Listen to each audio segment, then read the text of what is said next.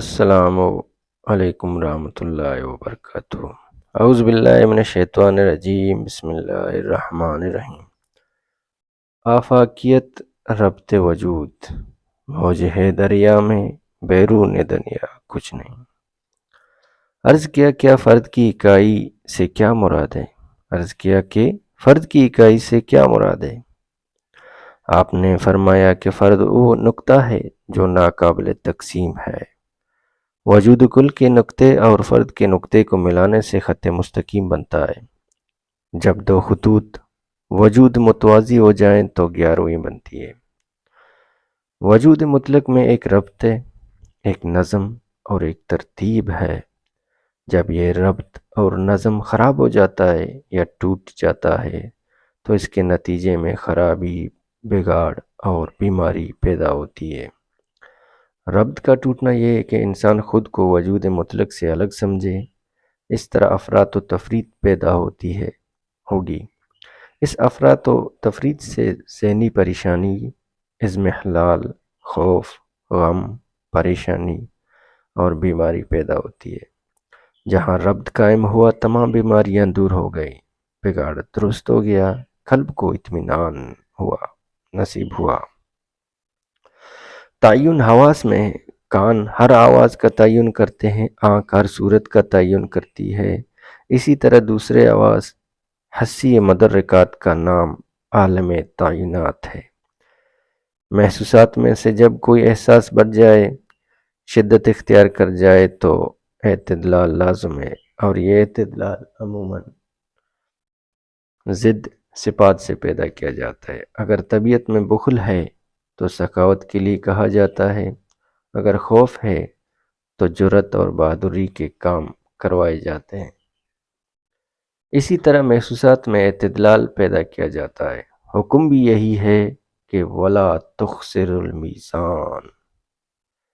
وجود واحد کے ساتھ ربط قائم رہے اور یہ ربط کسی حال میں بھی ٹوٹنے نہ پائے تو خیالات میں اثر پذیری پیدا ہو جاتی ہے، اور جوں یہ ربط مستحکم ہوتا چلا جاتا ہے اور اس میں وسعت پیدا ہوتی چلی جاتی ہے تو خیالات کی اثر پذیری بھی آفاقی اور کائناتی انداز اختیار کرتی چلی جاتی ہے، کیونکہ جو خیال بھی وجود مطلق کی نسبت سے ہوگا اس کی آفاقیت اور اثر پذیری بھی اسی انداز میں ہوگی۔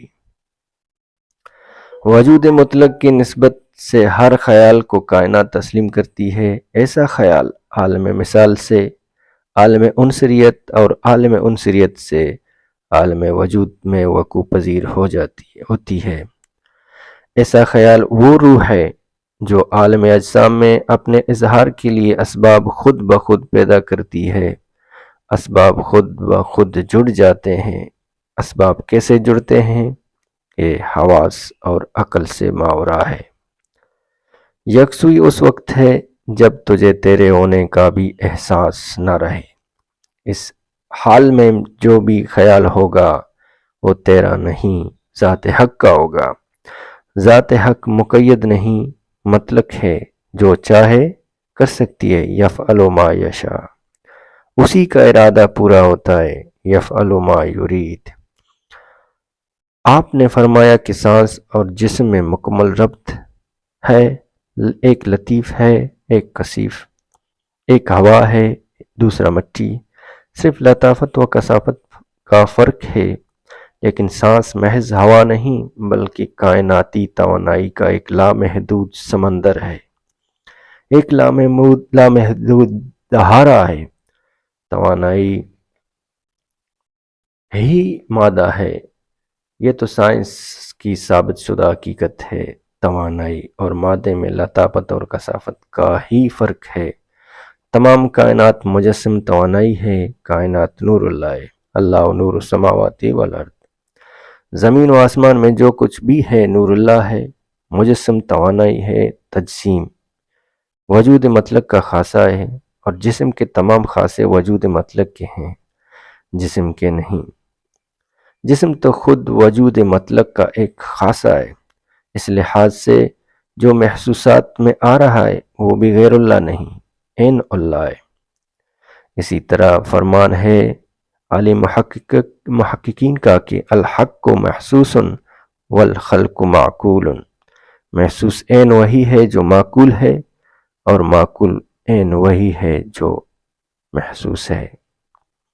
مجھے فرمایا کہ تمہارے جسم میں کروڑہا اجرام ہیں اور ہر ایک اپنی جگہ پر اکائی ہے۔ تم جب بھی کہتے ہو یہی کہتے ہو کہ میں نسیم ہوں، یعنی تم نے اپنی اکائی یا انفرادیت کو ظاہر کرنے کے لیے ان کروڑہا اکائیوں کی موجودگی اور انفرادیت کو نظر انداز کر دیا۔ پھر وجود مطلق کے ضمن میں تم ایسا کیوں نہیں کرتے؟ وجود الگ الگ صورتوں کی شکل میں الگ الگ اکائیوں میں ہے، اسے ہم اللہ کہتے ہیں۔ تم اپنی انفرادیت اور اکائی کو اس میں ضم کر دو، وجود مطلق کے ساتھ ربط قائم ہو جائے گا اور تم وجود مطلق کا حصہ ہو کر وجود مطلق میں شامل رہو گے۔ جسم کا ہر ایک عضو الگ الگ شکل و صورت رکھتا ہے، ہر عضو کے افعال و خواص جداگانہ ہیں۔ مثلا سر اور پیر ایک ہی جسم کے اعضاء ہیں، لیکن اگر پیر 1000 سال تک بھی چلتے رہیں تو سر تک نہیں پہنچ سکیں گے۔ فاصلہ اتنا زیادہ، لیکن وحدت کا یہ حال ہے کہ دونوں میں بال برابر بھی فرق نہیں اور نہ فاصلہ ہے۔ دونوں ایک ہی وجود کے حصے ایک ہی وجود میں شامل، لیکن ہر ایک کا فعل صورت الگ الگ۔